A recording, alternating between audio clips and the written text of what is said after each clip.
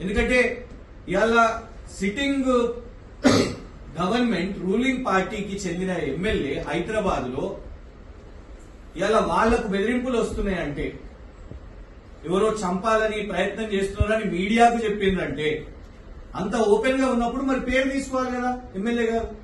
పేరెందుకు తీసుకోలేదు? ప్రభుత్వం ఏం చేస్తుంది? ప్రభుత్వం వాళ్ళ సొంత పార్టీ ఎమ్మెల్యేని ఎందుకు రక్షించుకోలేకపోతుంది? ఇలా హత్యలు జరుగుతున్నాయి. సిపిఐ నాయకుడు గన్తోనే ఆయనని షూట్ చేశారు. మెదక్లో కాంగ్రెస్ నాయకుడు ఆయనని షూట్ చేసి చంపారు.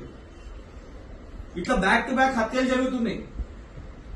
అదే ఇక్కడ పోలీసులేమో మొన్న ఒక బ్యానర్ మా వాళ్ళు వేస్తే, ఏది దాంట్లో బొమ్మలు లేవు ఏం లేవు, ప్రశ్నలు అడిగారు అంతే. ఈ స్కాములు అవుతున్నాయి, కుంభకోణాలు అవుతున్నాయి అనగానే పొద్దున బ్యానర్ పడ్డది, మధ్యాహ్నం కల్లా బ్యానర్ కట్టిన వాళ్ళను, బ్యానర్ డిజైన్ చేసిన వాళ్ళను, నిలబడి ఏపించిన వాళ్ళను అరెస్ట్ చేశారు. సరే చేసిరు, దాన్ని న్యాయబద్ధంగా ఎదుర్కొంటాం. ప్రతిపక్షాన్నేమో మీరు ఇంత స్పీడ్ గా ఎవరైనా రీట్వీట్ కొడితే సోషల్ మీడియాలో అరెస్ట్, రీట్వీట్ కొడితేనే ఫలానా ఎవరో పెడితే దాన్ని రీట్వీట్ కొడితే అరెస్ట్. మరి ఇక్కడ ఎమ్మెల్యే మీద హత్యాయత్నం జరిగితే వీరేమో 50 మంది అంటారు. మీ మీడియా వాళ్ళందరూ కూడా 50 మంది నోటు పంపించారు. కానీ అక్కడనేమో మళ్ళా 6 బైకులు అని చెప్తారు. 6 బైకులలో 50 మంది ఎట్లా కూర్చుంటారు?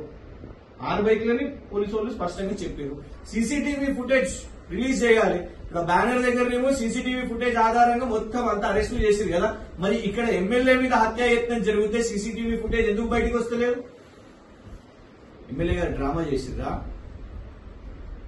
సెక్యూరిటీ కావాలనా? అదనపు సెక్యూరిటీ కావడం కోసం ఇదంతా డ్రామా చేస్తున్నారా?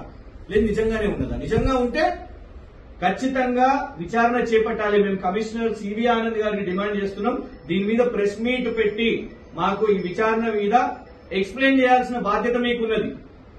ప్రభుత్వంలో ఉన్నవాళ్ళు, మా దళిత ఎమ్మెల్యే, మా నియోజకవర్గం ఎమ్మెల్యే, ఆయనకి ఏమైనా జరిగితే ఎట్లా మరి? అంత హత్యాయత్నం జరిగినప్పుడు, అటెంప్ట్ టు మర్డర్ జరిగినప్పుడు వాళ్ళ మీద ఏం సెక్షన్స్ వేసిర్రు? అరెస్ట్ చేసిర్రా?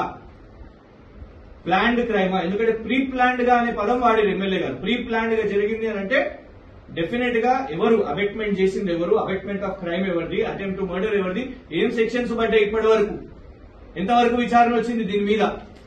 లేదు, ఇది కేవలం ఎందుకంటే సైరన్లు వేసుకొని వెళ్తూ ఉంటారు కాబట్టి. ఎందుకంటే నిన్న పోలీసు వాళ్ళు వాళ్ళ పొద్దున్న చెప్పే ప్రకారం ఏంటంటే సైరన్లు వేసుకున్నారు, వెళ్లే వాహనదారులకు ఇబ్బంది అయింది కాబట్టి అదేదో న్యూసెన్స్ లాగా అయింది అని పోలీసు వాళ్ళు చెప్పేబట్టి. సో ఈ సైరన్లు ఇంకా నియోజకవర్గం మీద రుద్దడానికి, ఇంకొక కొందరు బలగాలు కావడానిక ఇదంతా?